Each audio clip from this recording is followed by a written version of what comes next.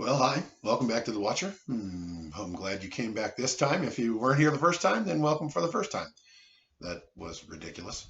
So, lately I've been thinking a lot about, and I'm going to use quotes, militias in America because they're really not militias in any legal sense of the word. Now, of course, I'm not an attorney, but it is, mentioned that it's a well-regulated state militia, as anyone who knows the Second Amendment of the Constitution knows.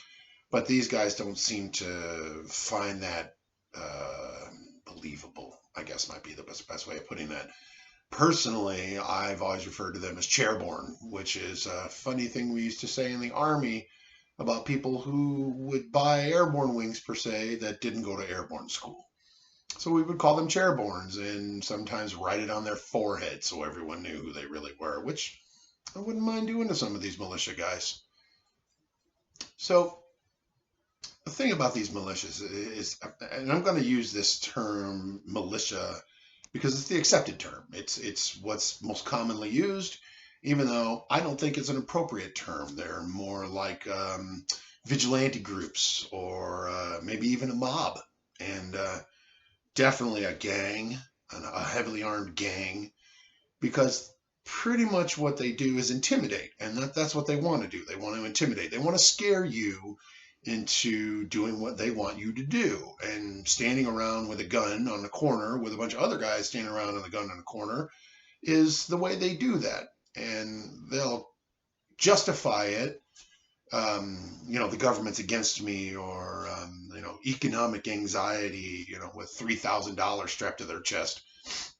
But all that's a lie. All that is a lie. All of it. They have, well, I'll put it to you a different way. When I was in the Army and we knew the press was coming around, they would give us cards. They would hand us these cards and they would say, this is what you're allowed to say. This is what you can say to members of the press. This is an accepted messaging from the United States Army today, because it might be a different card the next day.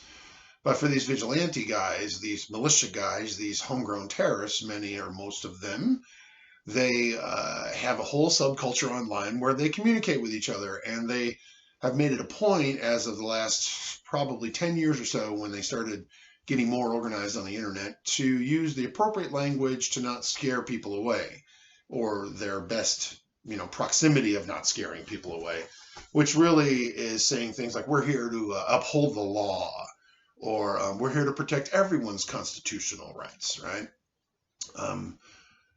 A lot of this is just logical fallacy, but people generally, we like to take what we're told at face value, because then we can move on with our days. Like we have our own perceptions of the world. So, oh, here go uphold the law. Cool, I'm going to move on, when really you're not thinking about the fact that it looks like a war-torn third world country that we have armed thugs on the corner intimidating people. Because that's what it looks like. It looks, if I were somewhere else in this world and I was looking at America today, I would think, holy shit, they have armed thugs on the corner. Because we do. And they'd be right, because we do. So I want to break down a little bit of this. I want to talk a little bit about this. We'll start with upholding the law. Okay, they're there to uphold the law. Now let's leave aside that that's not their job. We pay taxes, so other people do that. So professional law enforcement officers do that. Now, there's a whole round of problems with what's going on with our professional law enforcement culture, I'd say, in this country right now. Personally, I feel we've been living in a police state for quite some time, since maybe the 80s, frankly, or you could go back as far as the 70s. Some people might go back as far as, the National Guard killing kids during the Vietnam War. But that is a subject for another video for sure. And we could get into that sometime. I hope someday to solicit questions from you guys to see what we might talk about, or if somebody wanted to get into a conversation that knew something more about what I was doing, yeah, I'd be okay with that too. I'd like that. A day without learning is a day wasted. So, I'm sorry. Back to the law enforcement argument, okay? I'll remind you, these are the same people who fly Blue Lives Matter flags. Or they may not in particular, but their family at home probably does, or they espouse it online. Blue Lives Matter, they support the cops, but they're out on the street, inherently telling us, well, the cops aren't doing their job, so I'm here to do it. Well, that's not your job. That makes you a vigilante. That doesn't make you a militiaman, doesn't make you a constitutional scholar or defender of people's rights. It makes you a vigilante. And that, as far as I know, is illegal in pretty much all 50 states. It's also illegal in most states, and I would say probably all 50, to brandish a weapon and threaten people. Yet here we are. So what baffles me, though, with the we're here to help law enforcement out is that generally most cops don't want them on the streets because that's more bullets flying. And more bullets flying means a higher risk to their lives, just like everyone else's lives around when bullets start flying. So to say we're here to help the cops, but then to make the cops' job harder, well, therein you see the logical fallacy. You see how this isn't really why they're there. They're just saying that so that we will find it as an acceptable thing to have armed people on our corners saying they're there to protect my rights, which, by the way, I didn't really feel like anyone but you was threatening my rights right now. But, you know, Chairborne, baby, Chairborne. So when they say the law, they mean their law. I mean, that's really what they mean, right? They don't mean U.S. law, state law, county law. They mean their law.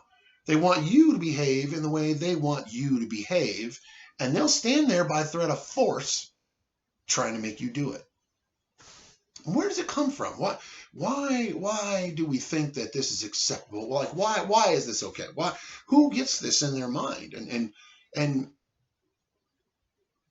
why do they want to do this? Like, I can't be in anyone's head, of course, but I do have a bit of experience with this. For example, there are many types of people who join the military, for many, many reasons. But there is a particular type of person who joins the military because they want a legalized way of killing people. And I suspect that even the ones who aren't veterans that are in these groups want that same thing. They feel that they, as part of some private militia, have legally justified themselves a reason to be able to kill people. I know that I have lived with guys from Michigan who were militia types and were members of militias, and they would do things like clear our apartment with empty shotguns, going around the corners and pieing their corners and kicking in the doors. And I'm thinking, really all you're doing is practicing to kill folks. I mean, that's what it looks like to me because, I used to do that for a living.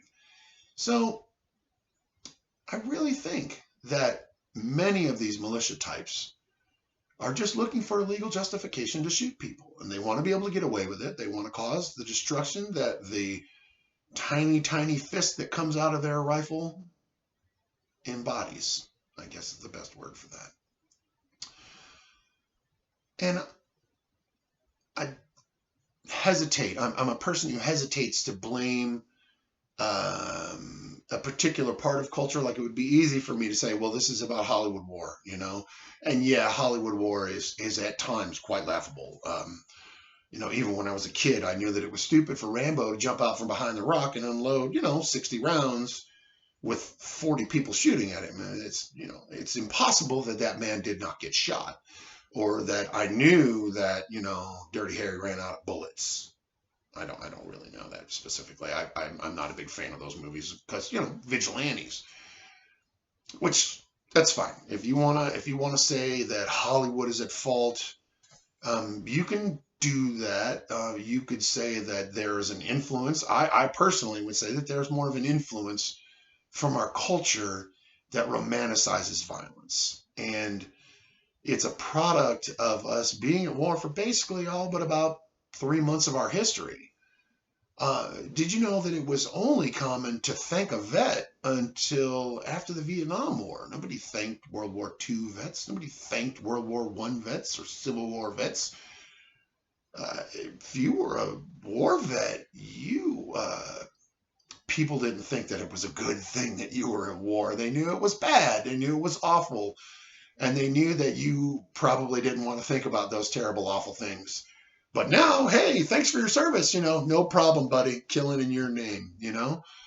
And it's easy. It's an easy leap from what you see, the long bearded operators in Hollywood movies that, you know, it's just really not the norm because, there's mites and pests and awful things that happen in long hair. That's why soldiers keep their short hair. That's why we did away with beards a long time ago, is because it's unhealthy generally. And really only the most high-end deep cover guys do that.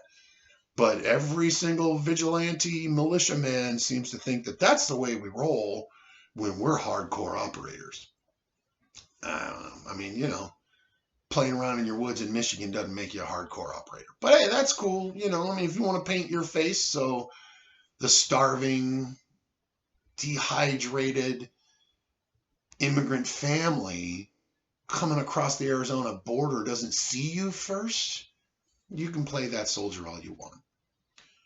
I mean, it's a free country, As soon as you start shooting people, though, or brandishing your weapon, you're wrong. You're not a militia. Militias are state sanctioned. That's just the fact. And how dangerous it is for our society that we accept armed, intimidating thugs on the corners of our streets. What does it take for people to say no more? That's the question for today. What does it take for people to say no more? Well, if you like the video and you like what I'm doing, please give me a like down there and subscribe. That'd be way cool. I'm going to try to make a small living doing this if I can. I don't know how that's going to work out, but here we are. And thanks again for watching, and more content to come. Thanks, guys. And out.